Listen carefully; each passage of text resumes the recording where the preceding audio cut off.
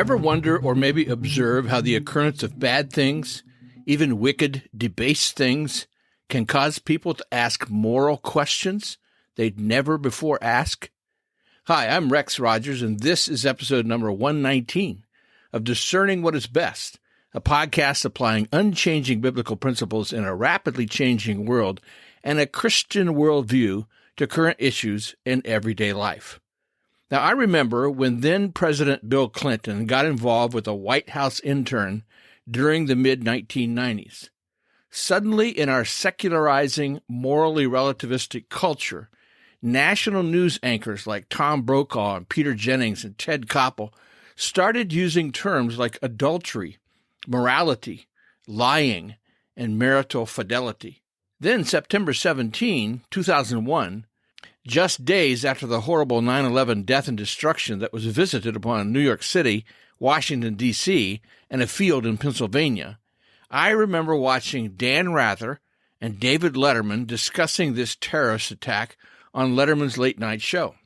What struck me at the time was that these two celebrities, one known for his toughness, who'd been in war zones all over the world, and the other known for his irreverent take on life, were genuinely scared. I'm not making this up. They admitted it on air and spoke in tones not typical of their demeanor. Dan Rather became overcome with emotion on air because this thing had gotten their attention like few other circumstances could have. 9/11 literally rocked their world.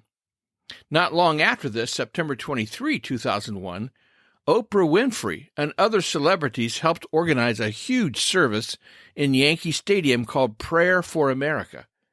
This was a multi-faith program in which leaders from many different religious denominations prayed or spoke, and then country singer Lee Greenwood performed God Bless the USA. After 9/11, in some ways like the response to the Clinton-Lewinsky scandal, media elites suddenly talked nonstop, understandably, about betrayal, treachery, religion, and other moral categories. The point is, both of these very different national crises caused people to ask deep, existential questions that prior to these experiences, people pretty much ignored. Since October 7th, 2023, we are living in a post-Hamas massacre world. Suddenly, with regularity, I'm seeing these phrases in articles, or hear them intoned on air. Moral clarity, moral equivalency, moral litmus test, moral pretzel logic, moral bankruptcy, moral hypocrisy, moral collapse, moral cowardice, moral reckoning, moral imperative. Now, is it odd that these kinds of phrases are used? Well, it depends on how you look at it. If you think about the evil incarnate that rained down on innocent Israelis October 7th, then no, these phrases are not odd or unexpected. If you think about the dilemmas faced by the Israeli response, the commitment and the need to bring Hamas to justice and to eradicate forever their capacity to support terrorism, yet with a desire to minimize civilian non-combatant injury and death, then no, these phrases are not odd or unexpected. If you think about the 242 innocent hostages from at least 27 countries, then no, these phrases are not odd or unexpected. But if you think about American culture's pell-mell rush into nihilism, its rejection of God in favor of do-it-yourself religion, its rejection of truth and moral absolutes by embracing moral relativism, with, ironically, an absolutist zeal, its celebration of all things material, hedonistic, and vain at the expense of time-tested verities, its unfettered embrace of unfettered sexual dissolution, its utter disdain for any discussion of right and wrong, i.e., morality, then yes, these phrases incorporating moral considerations are indeed odd and unexpected. Now, people ask, why would God allow something like the Israel-Hamas war? I don't know, for I am not God. But I do know something about God's character and will as he reveals them in the Bible. God is not the source of evil, but he allows human beings to choose. and he knows our evil choices result in emotional and physical trauma that causes men and women to seek solace and to think about moral categories.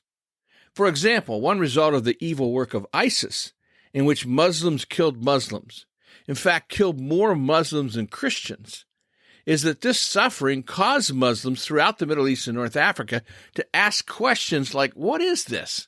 Muslims killing Muslims in the name of our common God. This question, getting to the heart of their indoctrinated faith, allowed them to think new thoughts, to wonder about their faith, and for some, to ask, to seek, and to find Christ in the gospel. Now, this could be one providential result of the horrors of the Israel-Hamas war. Severe adversity, then agonizing ethical considerations causing people to seek answers, including in the Christian faith. Our current circumstances bring the ethical naivete of street protesters into bold relief. For example, I have trouble considering protesters calling for peace credible who harass uninvolved citizens, vandalize property or destroy flags, threaten police, and turn violent. This happened November 15 in front of the Democrat National Headquarters in Washington, D.C. It's happened all over Europe. I have trouble with protesters who accuse Israel of holding Palestinians to a collective responsibility, i.e., collective punishment of the many for the wrongdoing of the few, who then turn around and harass, even physically and verbally accost American Jewish students heading to the dining hall, or a Jewish professor in his classroom, or a Jewish person walking the street, as if these American citizens who happen to be Jewish have anything whatsoever to do with the Israeli leadership and the IDF. Who's assigning collective responsibility now? In racial overtones, no less. And what happened to the hostages? It's as if they've been written off, out of sight, out of mind. I'd like to see a pro-hostage demonstration. Now, this did finally happen. November 14, some 290,000 marched on the Washington, D.C. Mall for Israel, for the hostages, and for peace, making this one of the largest gatherings of Jews in U.S. history at a time when an ongoing war in Gaza has sharply divided public opinion around the world. What we need in the USA is both a revival and an awakening. The words revival and awakening are often used interchangeably, but there is a distinction. An awakening takes place when God sovereignly pours out his Spirit, and it makes an impact upon the culture. And it's what happened in multiple spiritual awakenings in the history of the United States, predating its establishment as a nation. A revival, on the other hand, is what the church must experience. It's when the church comes back to life, when the church becomes what it was always meant to be. Now, R.A. Torrey, a friend of D.L. Moody, was a great preacher and an evangelist in his own right. He gave his prescription for revival during a February 1917 address at Moody Bible Institute. He said, 1, get right with God. 2, get together with other Christians and pray for revival. And 3, make yourself available to God, especially in winning souls. Someone once asked the evangelist Billy Sunday whether his revivals lasted. He replied, no, neither does a bath, but it's good to have one occasionally. The American church needs revival. A spiritual awakening, that outpouring of the Spirit, is up to God. We can't organize it, but we can agonize for it in prayer and call upon God to send it. America needs an awakening. Pray to God that he will pour out his blessings upon our nation. We need his grace. Well, we'll see you again soon. This podcast is about discerning what is best. If you find this thought-provoking and helpful, follow us on your favorite podcast platform. Download an episode for your friends. And for more Christian commentary, check my website, REXM as in Martin, at rexmrogers.com. And remember, it is for freedom that Christ has set us free. Stand firm.